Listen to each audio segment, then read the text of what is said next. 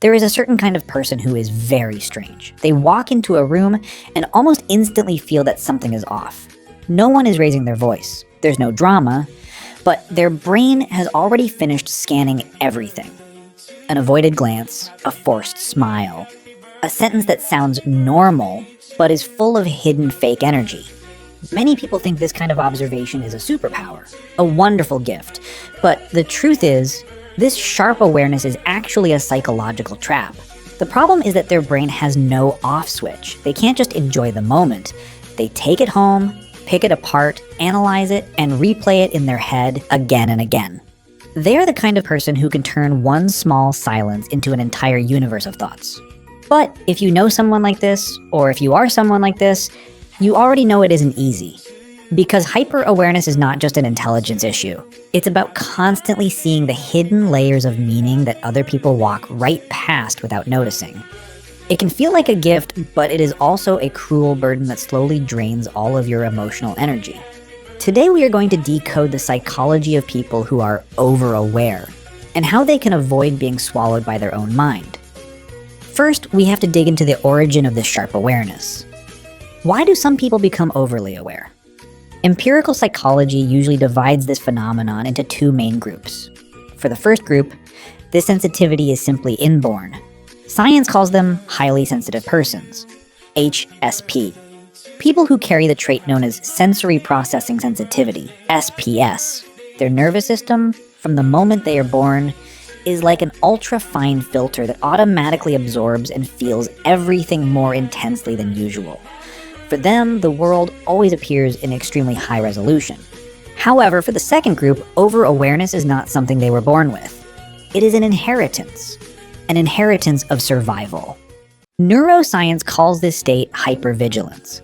It often takes root in an emotionally unstable environment in the past, most commonly during childhood. Imagine a child growing up in a house where the mood of the adults changes like the weather. That child cannot live innocently. They have to learn how to become a radar station. They might have been the kind of child who memorized the sound of car tires rolling into the garage, just to know whether their father was coming home drunk or sober. They learned to hear the sound of a kitchen cabinet slamming, and measure how angry their mother was. They knew exactly when to step into the living room and smile, and when to disappear quietly into the corner. Biologically speaking, their amygdala, the brain's danger alarm center, has been constantly activated. It records a message. This environment is not safe. I have to keep scanning to avoid danger. No one taught them this. Their nervous system automatically built a network of neurons to help them predict emotional disasters before they happen. And over time, that survival vigilance transforms into awareness. That awareness grows so deep that it becomes part of their identity. When they become adults, they often look back and blame themselves. Why do I always overthink? Something must be wrong with me. But no, they are not broken. They are simply carrying a kind of intelligence that was shaped by survival. The shield that once protected them has now fused into their skin. So when that shield, that massive awareness, enters adult life, how does it actually show up? Let's move to sign 1, living in constant analysis mode. This is the clearest sign, and also the one that consumes the most energy. For a typical person, a conversation is just a conversation. But for them, the mind is always running a hidden equation. Take a real example. Their boss sends a message on Slack at 4 p.m. Come see me for a minute later. For other people, that's simply a meeting. But for them, the moment they read the message, a wave of tension immediately appears. They sense something unusual in the wording. A kind of invisible coldness. They feel the atmosphere of the sender and instantly begin questioning themselves. Is my boss upset? Did I mess something up? They don't just hear words, they notice the 3-second pause before someone compliments the shirt they're wearing. They catch a very slight change in the other person's breathing. Part of this phenomenon is related to the activity of the default mode network, DMN, the brain system involved in reflection and self-referential thinking. In most people, the DMN becomes active mainly during daydreaming or rest. But in people who are overly aware, this network tends to be more active, which makes the mind slip into constant analysis and interpretation. Half of them is nodding, smiling, holding a cup of coffee, and participating in life. But the other half is taking notes, comparing details, and analyzing everything. The result is that their mind rarely gets any real rest. They could feel exhausted even after spending the whole day sitting in an office, because their brain has just finished running a hidden marathon. That analysis does not only point outward, it turns the camera inward, creating sign 2, hyper-self-awareness. In psychology, metacognition is the ability to think about your own thinking. It is controlled by the prefrontal cortex. Everyone has this ability, but for them, it is a switch that never turns off. They do not just feel an emotion, they monitor it. The familiar chain reaction often looks like this. An emotion appears, followed by analyze it, and then judge it. They are walking outside and suddenly feel sad. Instead of simply letting themselves feel sad, they immediately cross their arms and start judging themselves. Why am I sad? Does this sadness even make sense? I should feel grateful because I have a good job, so why do I feel empty? I'm terrible for feeling this way. Even joy gets dissected. They are at a dinner party and just laughed at a joke, but the very next second, part of their mind is floating near the ceiling, looking down and evaluating. Did I laugh too loudly? That might have sounded a little fake. It is just like dancing while constantly staring at your reflection in a mirror to fix your posture. They may not miss a single step, but they lose the sense of flow. Their depth of awareness increases, but their natural presence slowly disappears. When that analytical camera runs for too long, they move into sign 3, losing innocence in relationships. Deep awareness makes them start to see the backstage of human behavior. Psychology calls this strong inference about other people's intentions, related to the ability known as theory of mind. They realize that people do not always say exactly what they think. They see a coworker bring them a coffee and praise the project they just completed. Instead of simply enjoying the compliment, their brain immediately scans possible motives. What favor does this person want? Are they hoping I'll share customer data with them? They realize that kindness sometimes comes with conditions. Affection can sometimes be a calculated investment. And the confidence of a man on a date might simply be a curtain hiding his fear of rejection. This creates a quiet kind of loss. It is not the loss of childhood innocence, but the loss of relational innocence. The ability to fully trust the surface of words is no longer there. As a result, a compliment always seems to carry layers.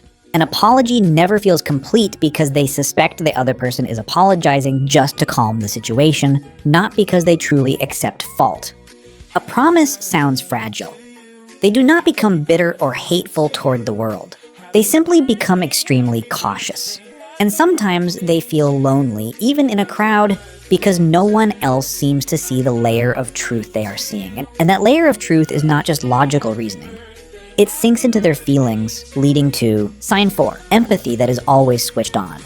For them, empathy is not a skill they choose to use when a friend is crying. It is a state that cannot be turned off. They walk into a meeting room. No one says a word, but they can feel the weight of irritation between two coworkers.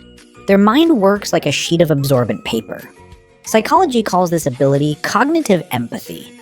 But for people who are overly aware, it does not stop at understanding with the mind. It crosses into emotional empathy, where they actually absorb and live inside another person's pain as if it were their own. This phenomenon is closely connected to neural systems that process empathy, especially mirror neurons. When they see someone expressing emotion, these neurons in their brain activate as if they themselves are experiencing that same emotion.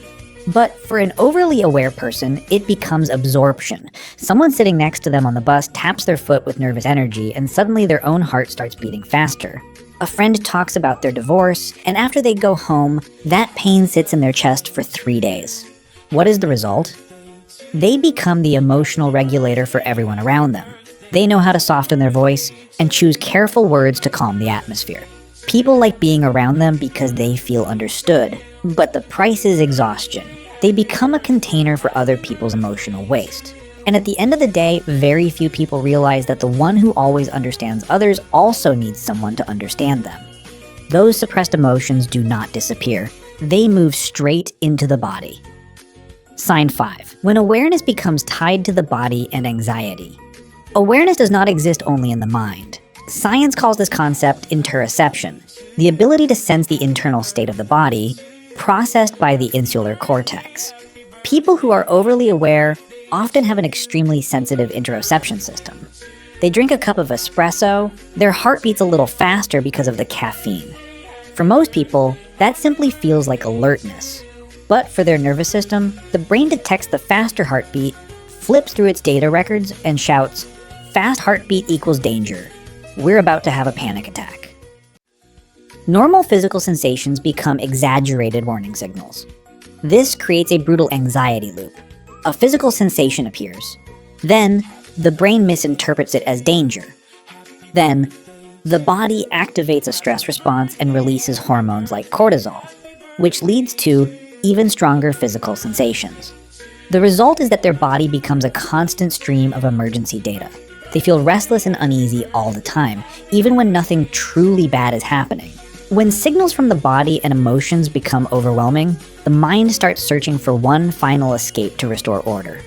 That is when awareness quietly transforms from a lens of observation into a strategy of control. This is not control over others in a forceful way. It is a subtle inner defense mechanism.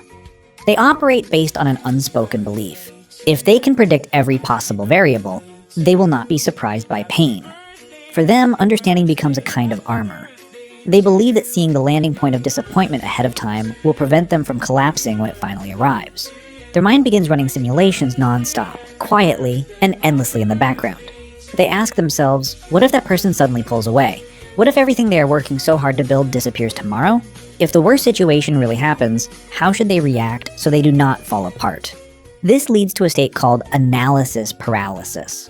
They get trapped inside a maze of assumptions, living in 10 different versions of the future while dissecting every possible risk, even when the present moment has not fully happened yet. This constant vigilance keeps them from ever fully belonging to the present. The cruelest result of this protective strategy is the trade-off it creates. In trying to stay ahead of pain, they slowly step outside their own life. Instead of participating in the flow of life with all its uncertainty and beauty, they begin managing life like a high-risk project. Protection replaces presence, leaving them exhausted from constantly guarding against the ghosts of the future. So what can overly aware people do? They cannot simply turn off their awareness. It is like asking someone with perfect vision to try to see everything as blurry. The solution is not to become less aware. The solution is to stop carrying everything. In psychotherapy, this usually involves setting emotional boundaries and adjusting patterns of thinking. They need to learn how to notice things but refuse to absorb them. People who manage to move beyond this burden often anchor themselves in 3 freeing principles. First, not every silence is a hidden message. If someone replies slowly to a text, sometimes they are simply exhausted. If a coworker walks past without smiling, maybe they just have a headache. They learn not to personalize everything. Second, not every emotion that appears needs an action to solve it. Anxiety may show up. Instead of rushing to analyze why, they simply say, "Oh, my heart is beating fast, it's just a physical sensation." They observe it without judgment and let it pass. Third, not every insight needs to be spoken or acted on. They may see someone's insecurity clearly, but they do not have to become that person's therapist. They may notice instability in a relationship, and sometimes the best response is simply to step back. They begin to realize that clarity is only a gift when it comes with boundaries, knowing what belongs to them to handle, and what belongs to the world to leave alone. When they practice this kind of letting go, something remarkable begins to happen. Their awareness does not disappear. It softens. It matures. They still see deeply into human nature, but they no longer cling to the flaws of others. They can still feel the energy of a room very strongly, but they are no longer pulled into its current. The shift happens inside them. They move from using awareness to predict to using it to be present. They move from fear to curiosity.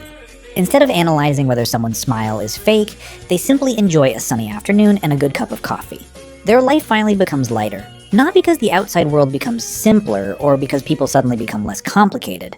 The world is still full of contradictions. Life becomes lighter because they stop trying to carry every equation of the world on their shoulders at the same time. They cannot turn off the ceiling light in their mind, but they can change its intensity. They can turn it from a sharp laser that exposes every flaw into a warm candle. A candle bright enough to understand human fragility, yet gentle enough to warm themselves as well. These are the people who think deeply. The people who feel deeply. If you ever look at them and notice their quietness, understand that it is not indifference. It is a beautiful form of wisdom. A wisdom that has learned to understand life instead of being imprisoned by it. If this feels familiar, if you see yourself somewhere in the world of overly aware people, leave a comment about the sign that fits you the most. And remember, you are not alone on this journey. The depth you carry is not a flaw. It is a gift that is waiting for your understanding and compassion. If this video helped you feel a little lighter and gave you a new way to see yourself, please press like and share it with a friend.